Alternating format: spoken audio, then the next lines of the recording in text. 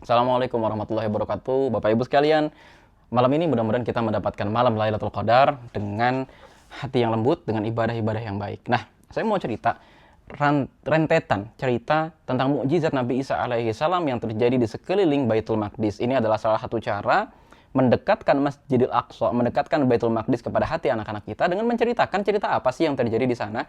Sama seperti kalau kita menceritakan tentang, yuk kita ke Jogja pulang kampung kepada anak-anak kita, yang kita ceritakan apanya? Iya, di sana tuh ada kakek itu dulu gini gini gini gini gini.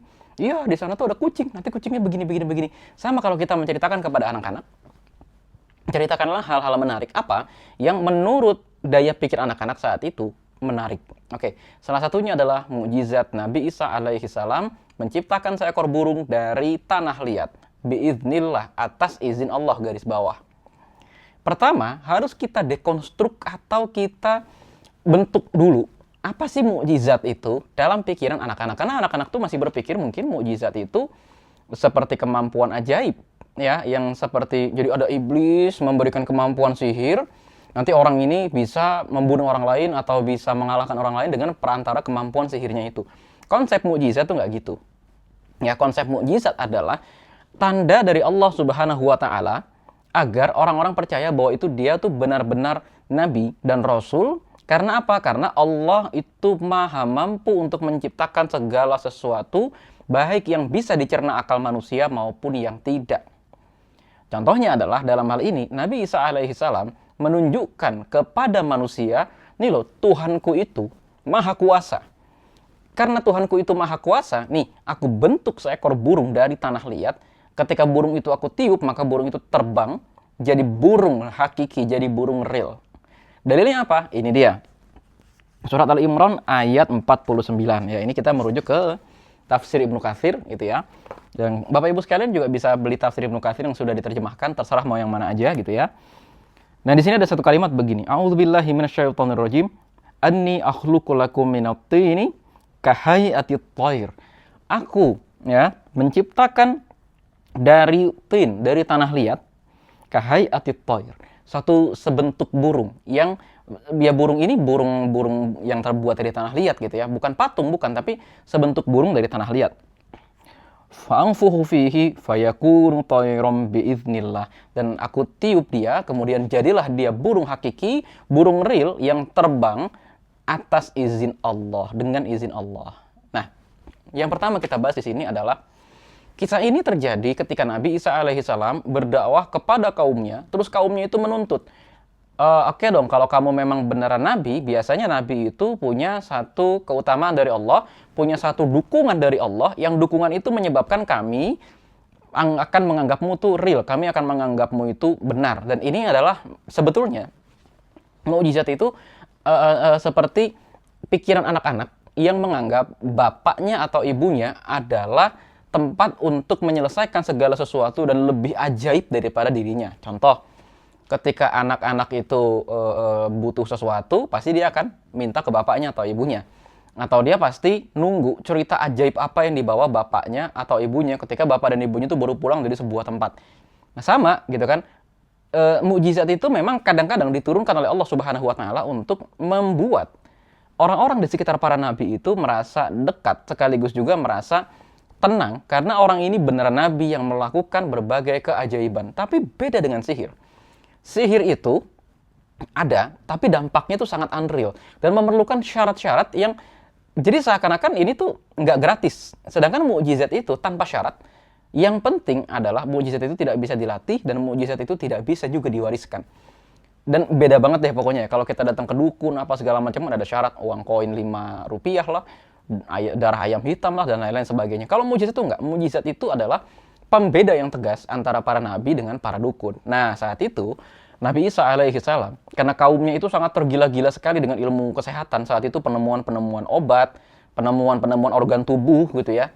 Ini kan untuk diketahui cerita ini terjadi kira-kira sekitar 2100 tahun yang lalu. Kira-kira. Bayangin 2100 tahun yang lalu umat manusia itu baru aja menemukan semacam sistem peredaran tubuh manusia, sistem pernapasan, ketika jenazah dibedah, oh ada ininya, ada ininya, ada ininya. Dan mereka tahu untuk bisa manusia itu hidup, nggak cuma daging dibungkus kulit, atau ada tulang yang nggak gitu. Kompleks, dan ketika mereka melihat oh, Nabi Isa menciptakan patung burung, boneka burung dari tanah liat, terus kemudian tanah liatnya ditiup. Jadi burung. Nah, mereka yakin, siapa yang menciptakan organ tubuh ini? Siapa yang meniupkan ruh ke sana? Siapa yang kemudian nggak mengubah bentuk bulunya itu betul-betul menjadi bulu yang real? Karena kalaupun tanah liat ini kita terbangkan langsung tanpa dia diubah menjadi burung yang real, nggak bisa tanah liat itu terbang. Ya, nggak bisa. Kita terbangin gitu, yang ada dia bukan terbang tapi terlempar. Terlempar berbeda dengan terbang. Ya kan? Nah, apa yang bisa kita pelajari dari sini dan bagaimana cara menceritakan ini kepada anak-anak? Satu, ceritakan ini kepada anak-anak untuk membuat anak-anak itu merasa, wow, di sekeliling Masjidil Aqsa ternyata ada cerita semacam itu. Nabi Isa menciptakan dari tanah liat itu burung. Dan sambil anak-anak ini, misalnya nih, jangan sambil tiba-tiba anak-anak lagi ngapain, tiba-tiba diceritain kayak gini, nggak juga.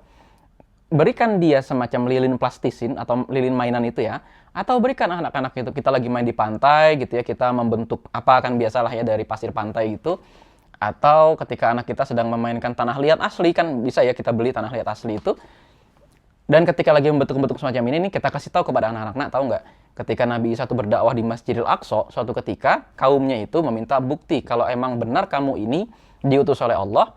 Coba apa buktinya? Karena Allah itu maha hebat, Allah itu maha besar, Allah itu maha mampu, maha menghidupkan, maka saat itu Nabi Isa alaihi salam diminta untuk membuat sebuah patung tanah liat berbentuk burung dan ditiup, jadilah itu burung yang terbang. Oke, tapi ada trikinya di sini. Pasti anak-anak akan bertanya, kok dalam Islam sekarang menciptakan patung binatang jadi haram ya? Nah, ini nih. Pertama, di zaman Nabi Isa alaihi salam saat itu dan di syariat nabi-nabi sebelumnya, patung itu belum haram. Mengapa belum haram? Karena memang manusia itu belum banyak dan masih banyak nabi-nabi yang akan mendampingi mereka terus. Sehingga penyembahan kepada patung saat itu bisa ditangkal meskipun ada aja 1-2.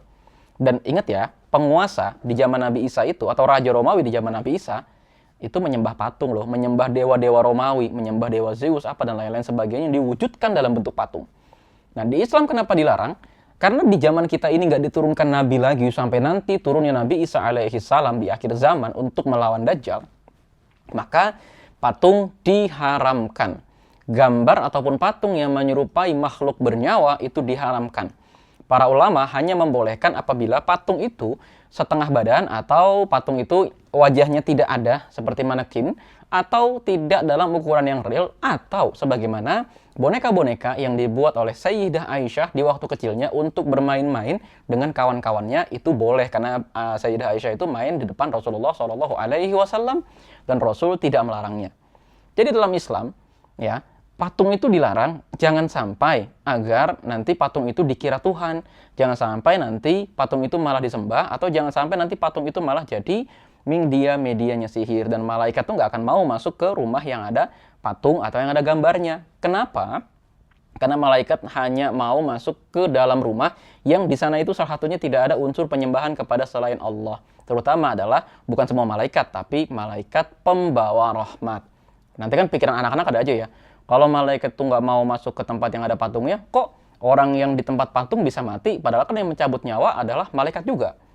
Jawabannya adalah malaikat pembawa rahmat dan pembawa wahyu tidak mau masuk ke dalam rumah yang ada gambar atau patungnya. Kira-kira itu Bapak Ibu sekalian. Sampai jumpa di Masjidil Aqsa. Assalamualaikum warahmatullahi wabarakatuh.